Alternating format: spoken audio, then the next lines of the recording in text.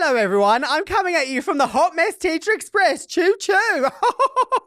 We have an amazing episode this week. We're looking at supplies in the classroom, teachers' Amazon wish list, especially those influencers. We're also doing grind our gears, and we're looking at teachers that have other additional duties. It's an amazing episode, and we hope you tune in.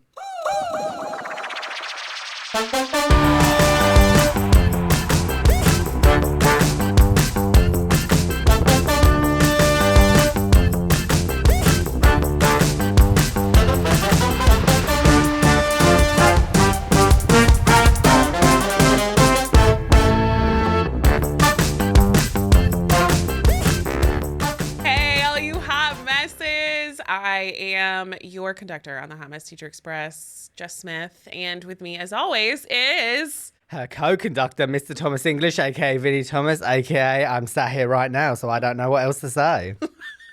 Wow, thank you. I know, that was very mesmerizing. It's just amazing to watch someone at work do their thing, just razzle dazzle. I know, just the sparkle is there. I'm absolutely shimmering. We have a very great episode for you today, and we are so happy that you're here with us on this journey. We are going to start with our first section of the Hot Mess Teacher Express. We are doing hot takes. This is the part of the podcast where we go over a topic that we see either trending, anything that people are debating, usually on a Reddit, maybe on TikTok, on any social media, and we just discuss it, because that's what a podcast does. We just talk, basically.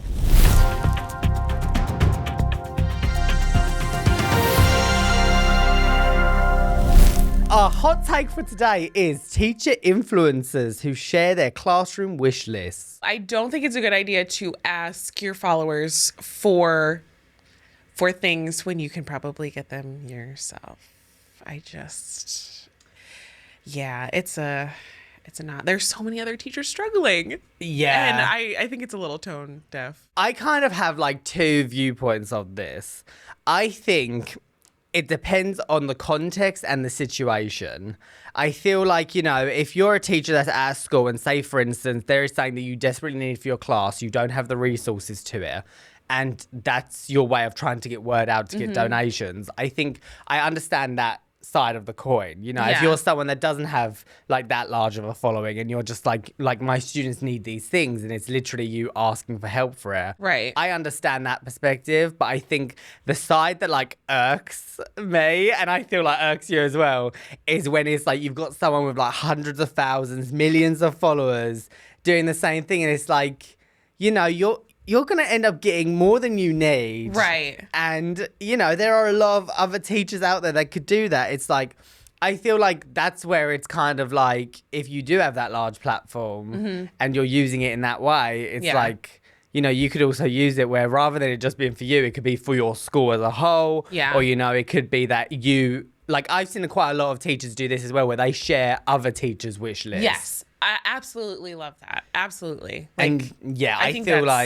think that's how platforms should be used, is by helping the teachers that really absolutely need it.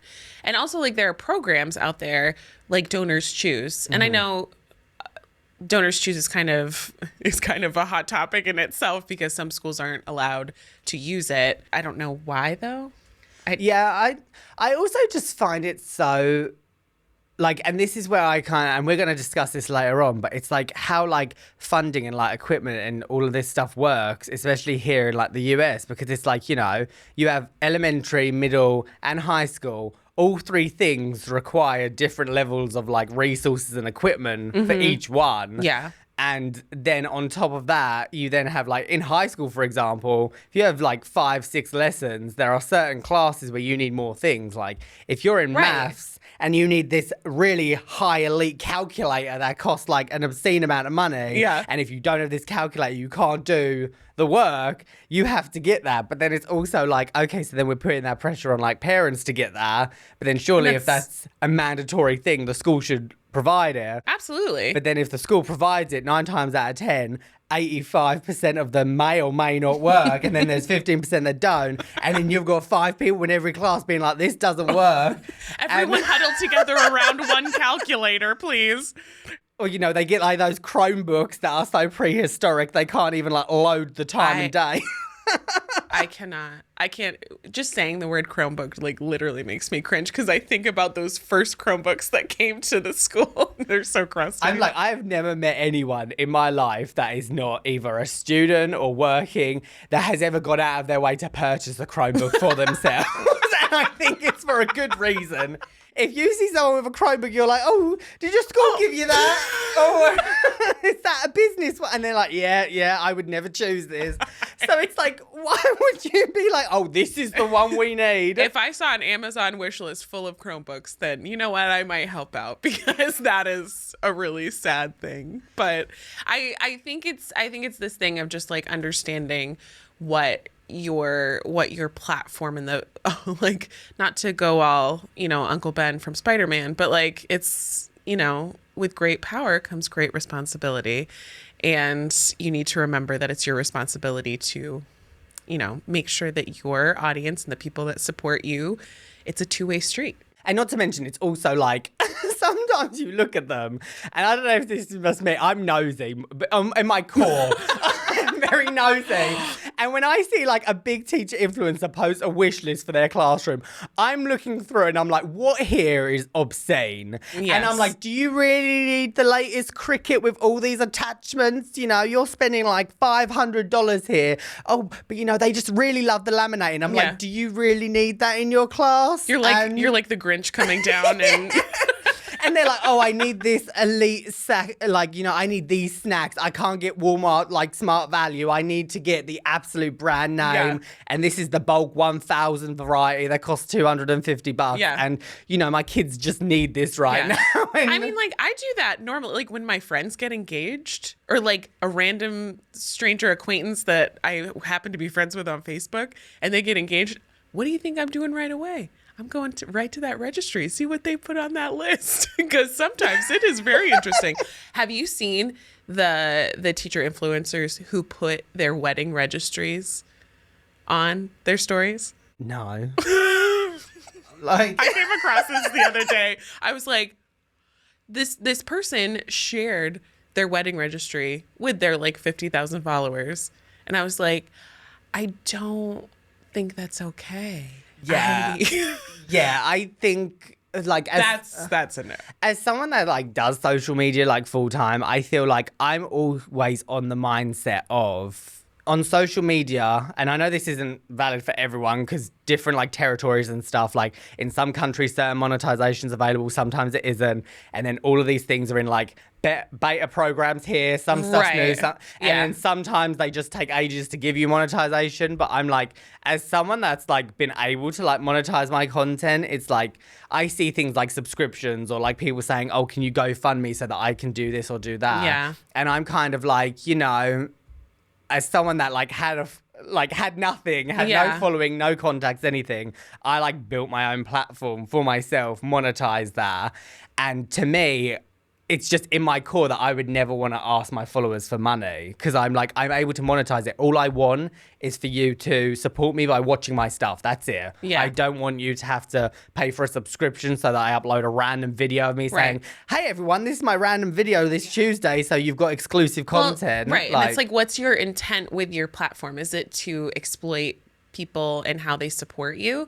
Or is it to make people happy or support other people? I think it's just, you have to look at where your intentions are. It goes to that thing of like, as a society, I feel like we're getting so like technology, like involved all the time that it's like, I always look at it as if there was something that I was not comfortable doing in person, I don't do it online. Yeah. And it's like, I feel like I wouldn't be going around the street being like, can you give me this, please? Here's my birthday wish list. Want to like get me something? Yeah, no, absolutely. Like I agree. Going to like Target and being like, can you please buy me these most expensive Expo mark? Like not the Expo like is not my jam. Can you give me this one? I really need the neon colors, please. Yeah. I need an assortment of 500 different flare pens. I mean, I'm not going to lie. Those flare pens are expensive and they're so beautiful. I think it's like a lot of things where I think it is definitely depending on context and what it's for. Yeah. And that's where I've also seen issues where, you have different like teacher influencers that blow up. They share their classroom wish list. They get all these stuff donated to their class. Yeah. And then, they quit mid-year or something happens where they're like, oh, I've had to like leave. And then like a lot of people like are like months later being like, what happened to all that stuff that we just paid and donated to your class? Yeah. And it's also that I feel like it puts you in a situation where I'm very much like, if it's something that could come back and like bite me on the butt, I do not want any part of it. And that's why I'm just like, because you have, as soon as you're asking for people, you're opening up a new level of like emotional connection where it's like someone feels like you owe something to them because they've given you something. And that's where it's like, it's Pandora's box. Yeah. A dangerous Pandora's box. As soon as you open that's when, because that's when what happens if you do that. And if you are like a content creator or a teacher influencer, and then suddenly you're getting people saying, oh, I donated this, can you make a video of you using that? And then you're like, oh, but I don't want to do that. But then they're like, but I supplied that. And I thought because I support you online that you're then going to like return it by doing that. And then, it just opens this whole like new realm to the relationship where it's kind of like that parasocial aspect of it. I would personally rather not. Yeah. But I feel like definitely if you are someone that does require that, like I don't see the issue with it, but it's when people like do it to the point of exploitation that I'm like, no. Do what you need to do for your classroom, but also make sure that you're using it to help other people too. So now we're going to go into our next segment. It is hot or not. Hot or not. Hot or not. Oh, look at you. Awesome. Okay. Little choir in the background.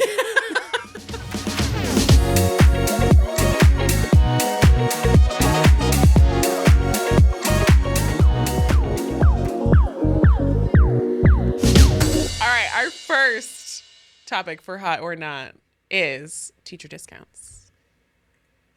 Do they exist? I feel like some places do, but they're not very widely publicized. Yeah. And I think, like, I'm noticing this a lot where it's kind of like they exist, but you have to kind of like ask for them. And then a lot of the time, like, you have to jump through hoops to actually get them as well. Yes. And there's like things that like, I feel like some people are aware of, some aren't. Like, I know, like, when you apply for things like, even like mortgages and stuff like that, like, there are like people that do like educator discounts and stuff like that when it comes to like.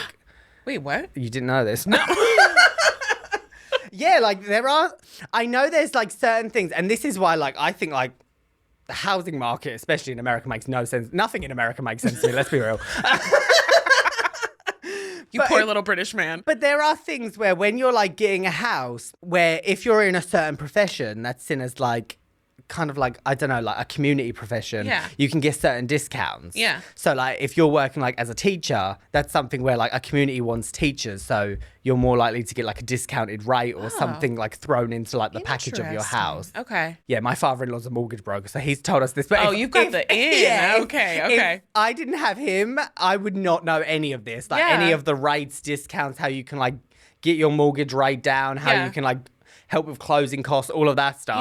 Yeah. So I know like and again, this is like a state-by-state basis as well, because no state is the same, which is a state in itself.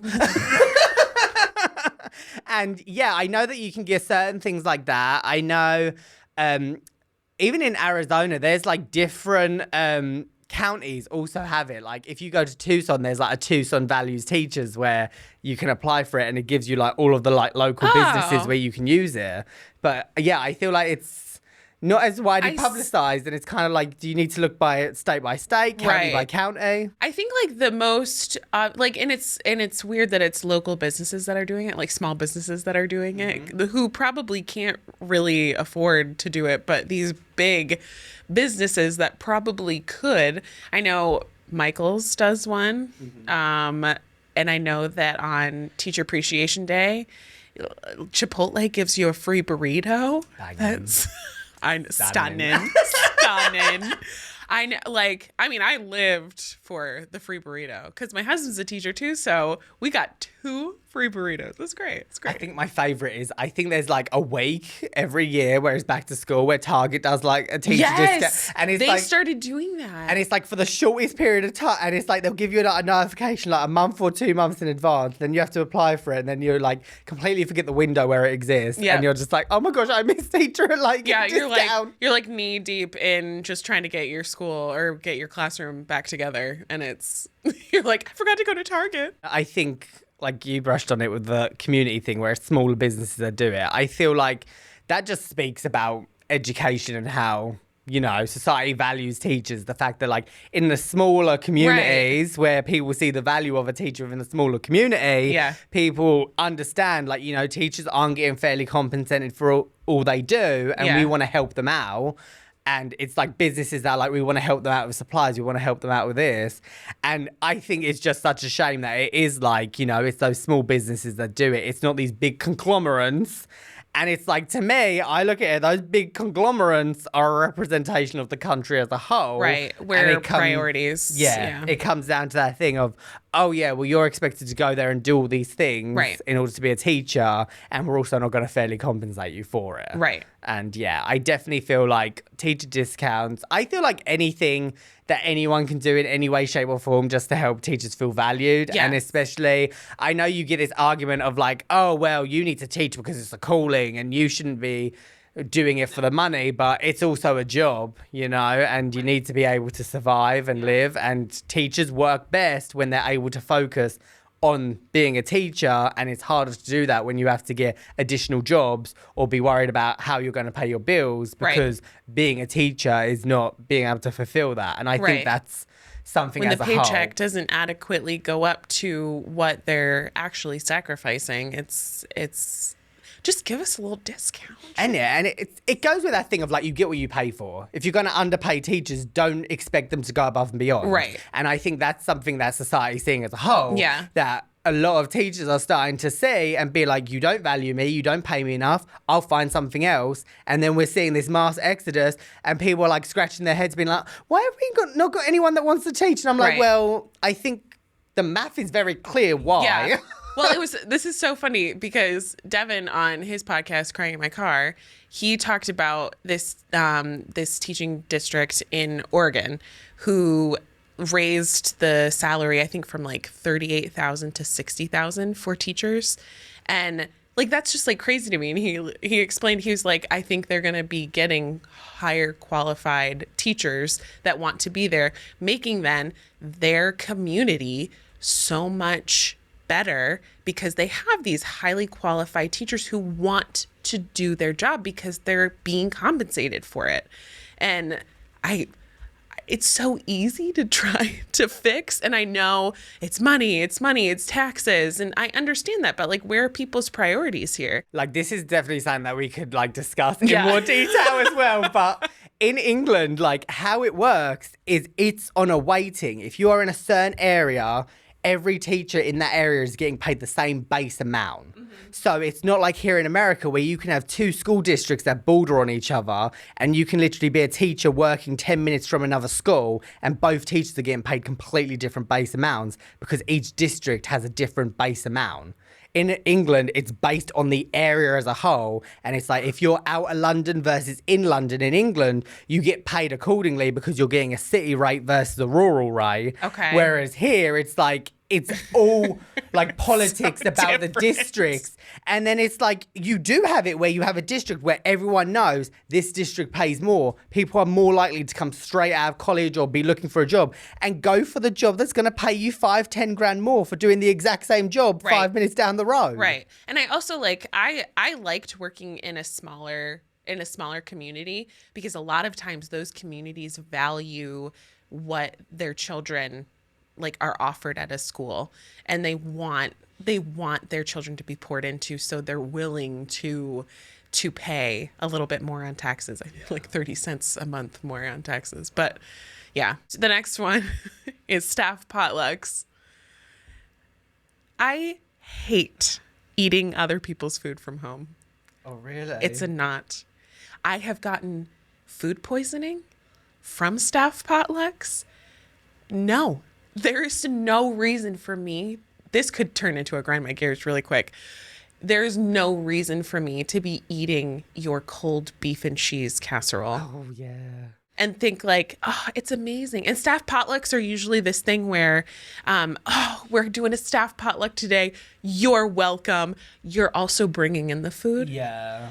And do you think that I want to be sitting home at 9:00 at night making a casserole for a staff potluck It's also, that I was forced to participate in. it's also death by a crockpot, though, isn't it? Yes! Like, every single person brings in this crusty old crockpot that looks like it needs to have, like, a check or something. It does not look Someone environmentally needs to healthy. revive this crockpot. And then you just get the waft of, like, different, like, flavors of beef in the air.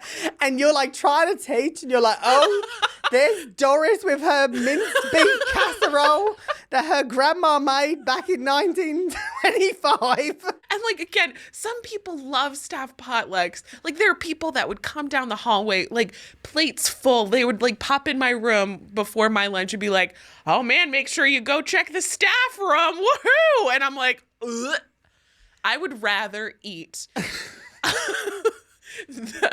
I would rather eat the expired Fritos in my desk than go down to that staff room. And then I have to mingle with people? No. It's a no. It's a not. And it's also the logic of like cost and effect, because it's like, I get that they're like, oh, well, we don't want to ask people to bring in money.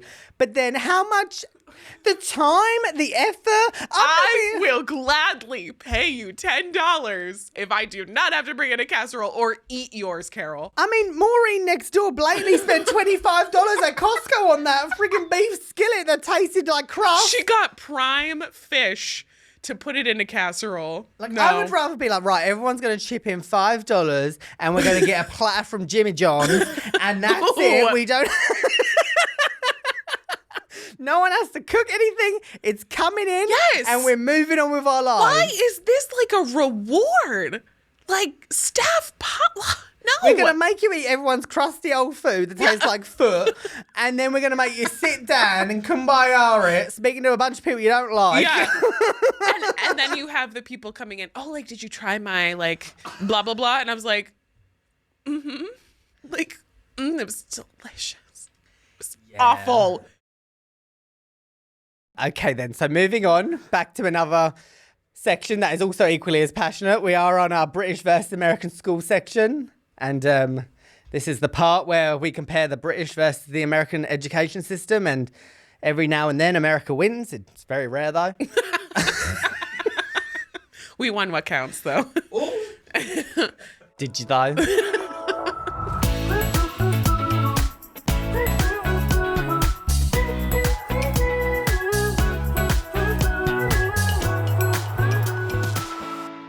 So today's British versus American school is school funding, particularly for like supplies, stuff like that. We brushed on this earlier in the whole. Yeah. So in America, I feel like it's just like different for every school and how they handle and every it state. and like department. And I know that some department, like you talked about earlier, some departments get more because it's like math or science, and those require a little bit more money. But from my experience as an elementary teacher, like I would put together a budget like of things that I needed almost, and I would submit that the year before so that it could go to the school board to be approved to buy those things. That was like basic supplies though. Yeah. And like construction paper, pencils, glue sticks. And I will tell you this, as my first 2 years, I had no idea that you could do that. Oh, really? Like, so you just get it all yourself? I was buying them myself.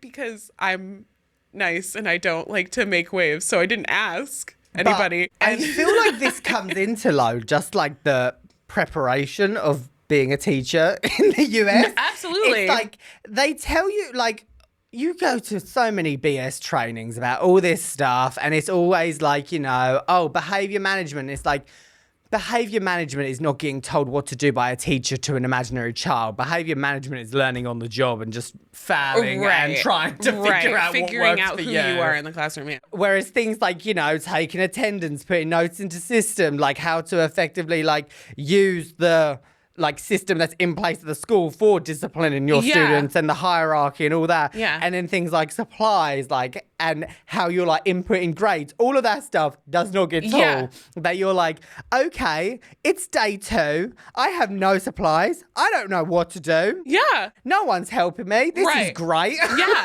That was my thing too. Like so when I found out that I could do that, I was putting in like the basics because I didn't want to make waves. I didn't want to make anyone upset. upset. And then my principal came to me. She was like, is this really like all you need for next year? And I was like, I mean, I would ask for more books. And she goes, okay, write it down. And I'm like, oh, okay. And you're there like, can I get a selfie in the corner? Because these students are like, my nostrils are flaring up. Like, the smell is a bit much, especially after recess.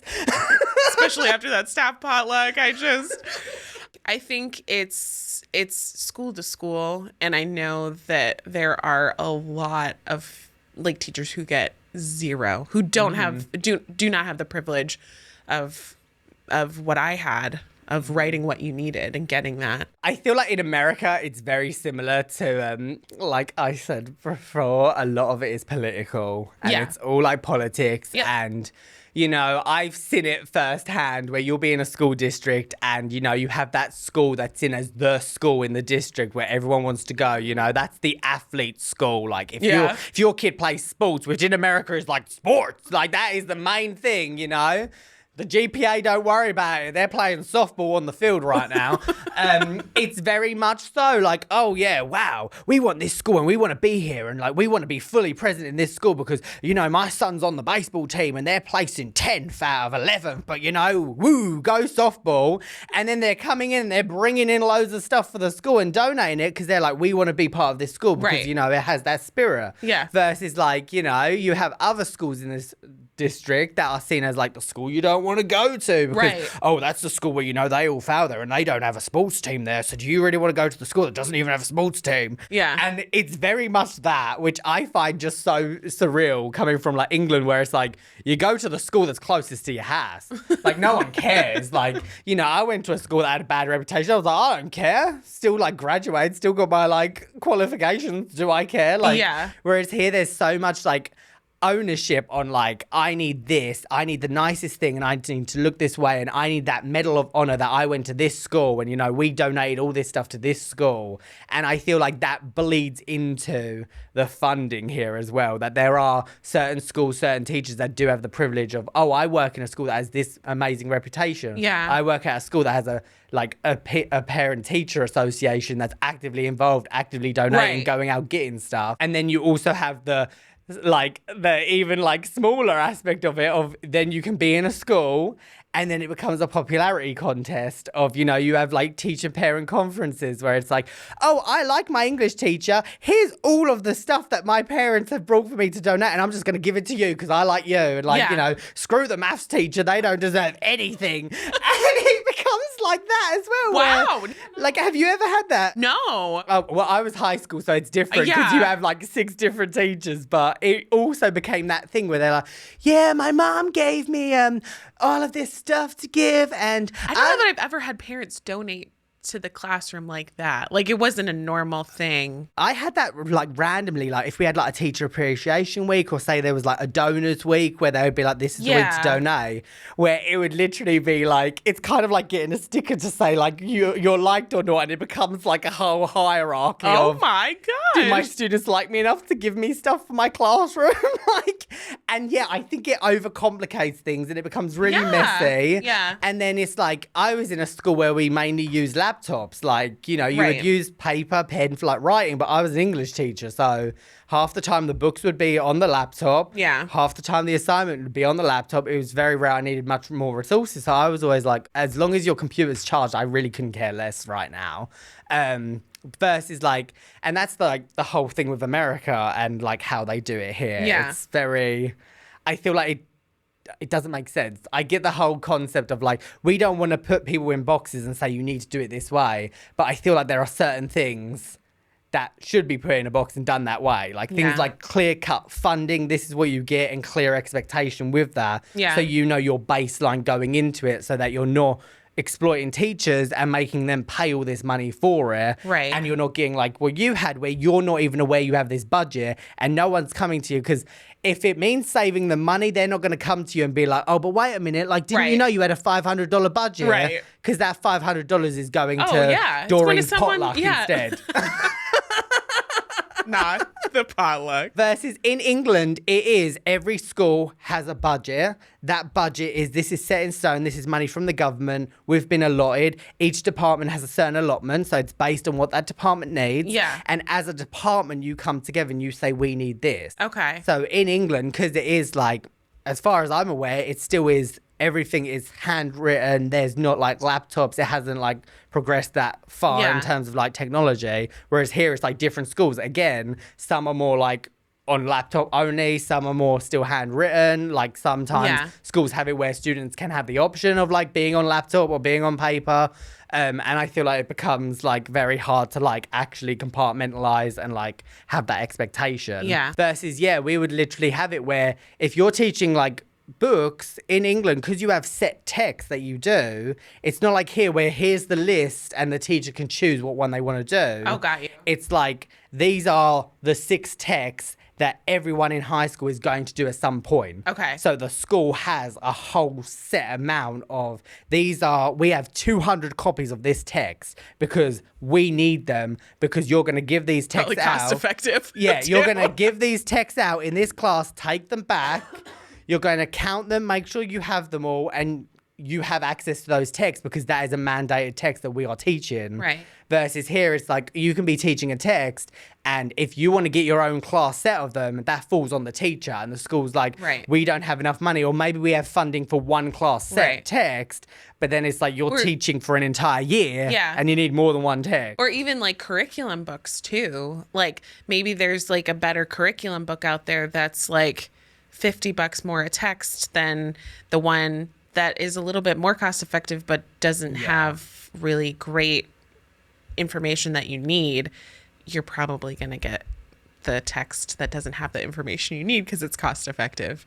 And that's not where, again, the priorities, like look at where your priorities are. I think British schools win on this one just because of the clear-cut expectation, which I think is a theme that we're noticing a lot in these. And the lack of funding in American schools, yes. Now we're going to move on to Grind My Gears. This is part of the show where we have 30 seconds to rant and rave about something that really, really annoys us. It could be anything from the classroom to the outside world, wherever. You are also welcome to join in this grinding of the gears and take 30 seconds to rant and rave about whatever you need to.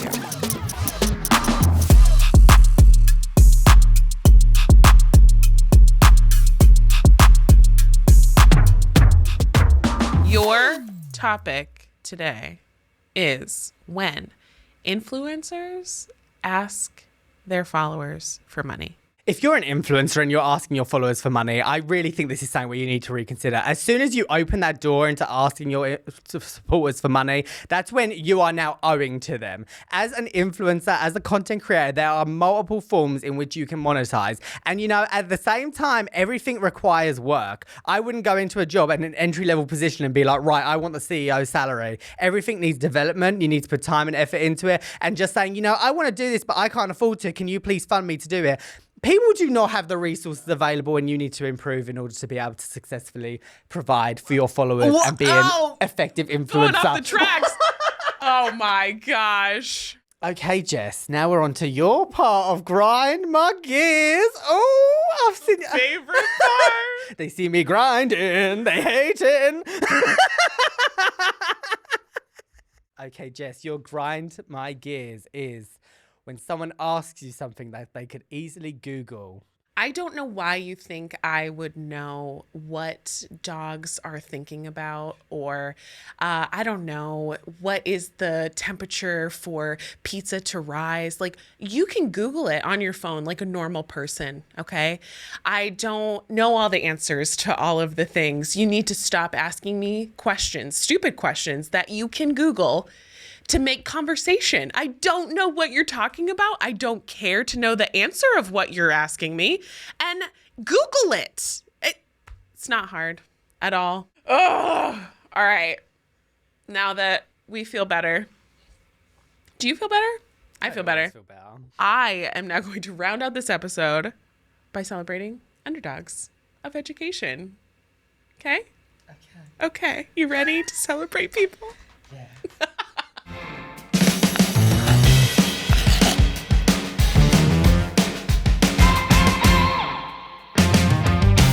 underdogs of education that we are celebrating this week are the teachers who sign up for and do those extra duties or job positions like coaching, being a class, oh my gosh, what's it called? Class advisor, and clubs, all of the teachers that are running the clubs in schools so that students can participate in after school activities. This takes a lot of time and effort, and it doesn't get appreciated a lot because the stipend that you usually get paid, if there is a stipend, is very, very small. And to get, like you were saying about sports earlier, it's, you know, if there is an emphasis on whatever program you're a part of in the school, like maybe you are getting the appreciation and the respect that you deserve.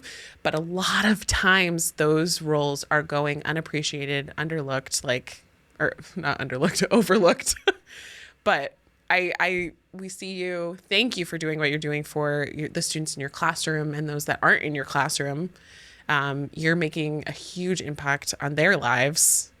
The amount of times that I've heard people say, oh, like the teacher that ran my theater program, or like really inspired me to pursue this, or the teacher that ran our art club, like told me that she believed in me and my ability. Like that's power right there. And that's amazing. Yeah. And it's that same thing where it's like teachers as a whole are so overworked for everything that they are.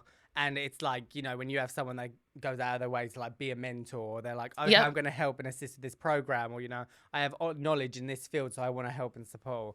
It really is like, there are some roles that require, like, you know, they may get a stipend, but those roles are effectively part-time, full-time jobs on top of all of the other duties, where, you know, you're like, oh, I'm just going to like take this extra duty, and you think, oh, it's just going to be like, you know, an hour here, hour there. And it's not. It's like I spent 20 hours doing that extra duty last week, and I think it really does like just show like how much like people that teach and take the time out of their like schedules to do that. It shows that, like, one, it shows how much they care, but two, it comes back to the thing of they deserve fair compensation. They deserve all the recognition for it. And I really do hope that, especially seeing everything that is happening in education at the moment, that is a thing on top of like teacher pay and looking at salaries and improving that. Right. I also think in line, it needs to go into those extra additional duties as well, or potentially even looking at the extra additional duties and being like, can we make this an actual full-time job so someone can do this and do it effectively, and we're not making people do all of this extra already stuff. Burnt out, Because it's always that thing where it's always the best teachers are the ones that get made to do all of that. Right. And by doing that and making them do all this stuff, you're burning them out, and then you're like, oh, why have all the passionate teachers lost their passion? It's like, lost their sparkle. A flame can only burn for so long. And on that note, we are ending today's episode. Keeping it light. Thank you so much for joining us today on the Hot Mess Teacher Express. Please make sure that you follow us on Instagram, Facebook. Where else? I mean, anyone. TikTok, yes. Thank you. Sorry. Because I'm the part of where I'm like, oh, TikTok. No, anyone would think you were in charge of the social. children are so mean on TikTok. I always forget it. Okay, thank you so much for listening today. We hope you enjoyed this. Keep that fire burning, and we'll see you later. Choo, choo, choo.